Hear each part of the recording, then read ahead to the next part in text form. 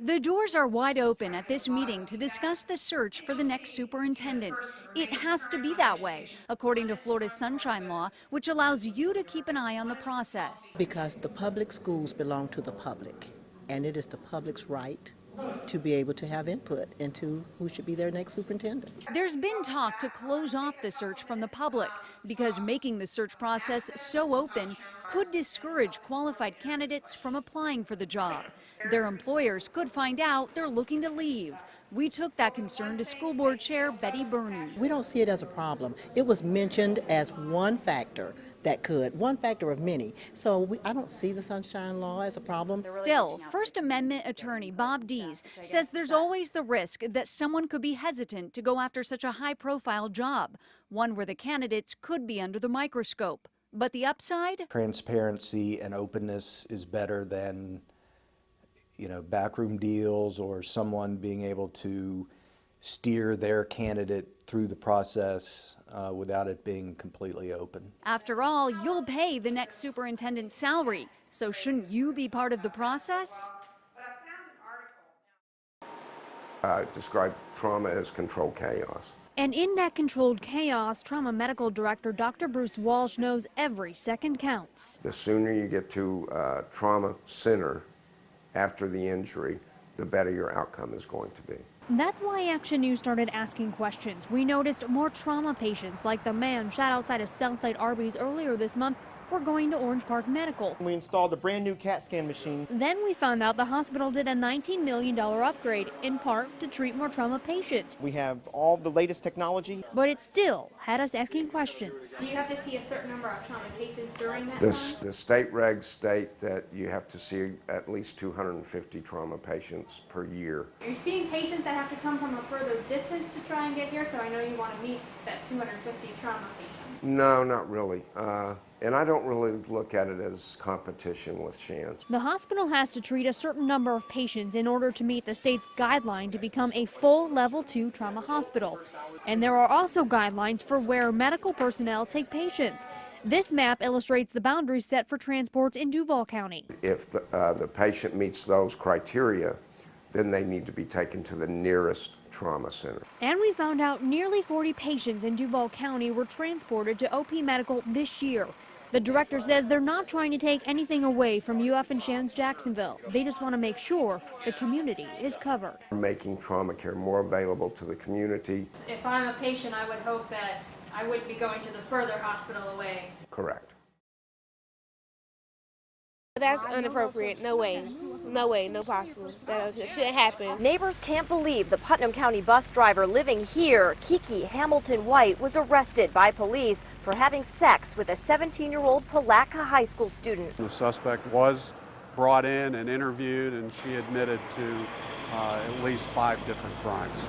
With the same student? With the same student. She should be ashamed of herself because that's wrong. Hamilton White wasn't home today, but when her family found out we paid the house a visit, the scene got intense. Ain't nobody got nothing to say. Get out.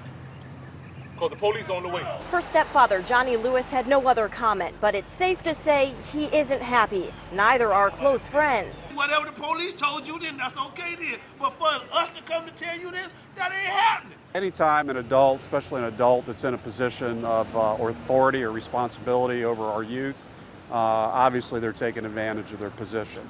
You know, we know that humans are humans and these things happen, but it's uncalled for, it's unnecessary. We did reach out to the Putnam County School District. I'm told Hamilton White is a full-time bus driver with the district. She's currently on paid administrative leave. But for these neighbors, they hope she's never allowed behind the wheel of a child-filled school bus ever again. She don't need to drive buses no more.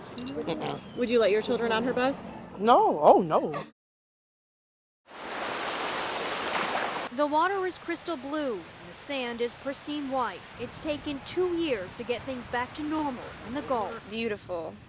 This is great. This is a perfect beach day. Samantha Deerdorf remembers what it was like just after the BP oil spill. I remember coming to the beach a year after the oil spill, and it was very rare to see this many people out. The beach was desolate. Tourists canceled trips and didn't spend their money here. But 2 years later, it's a different story. People are filling restaurants and hotels. It's good news for the general manager of Flounders Chowder House. Right after the oil spill, of course, we took a dive. He says now business is at an all-time high and there's no worry of running out of seafood. The all-important question, how's the seafood? The seafood is great. We haven't had a problem with the seafood at all. But it's been a rough road to get there. BP promised to help businesses who suffered losses. But the feelings seem mixed on how much the corporation actually helped. We received some reimbursement from BP, so they were pretty helpful. Has BP lived up to his claim of helping? Oh my gosh. I ended up having to get a disaster SBA loan just to cover me. I'd be out of business. I'd be belly up right now. For tourists like Samantha, they're just glad the Gulf has life again. Is it ever going to be the same? And I'm glad that everything has turned out for the best. 2 years later, many business owners say business is booming. You can tell by just how many boats there are in the marina. They weren't there 2 years ago when I was here, and now business owners say it is about time.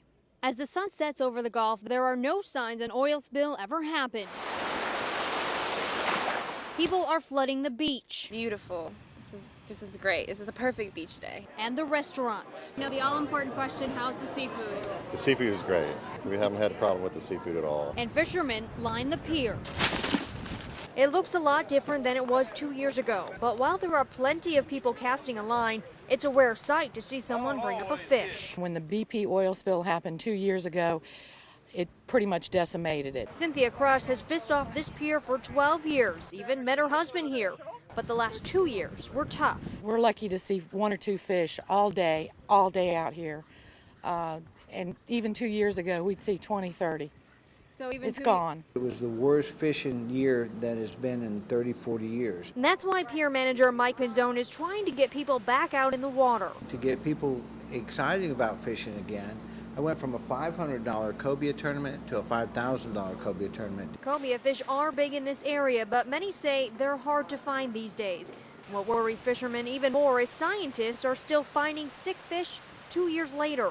Pinzone just hopes BP can do something more to get the fish biting once again. This year has been better than last year, but that's not saying a whole lot. So while tourism is picking up 2 years later, people who live here like Cynthia say BP still has a lot of work to do. They're still finding tar balls. We'll walk down Gulf Shore sometimes, the seashore, and we'll run into oil. We've run into dead fish that were covered in oil.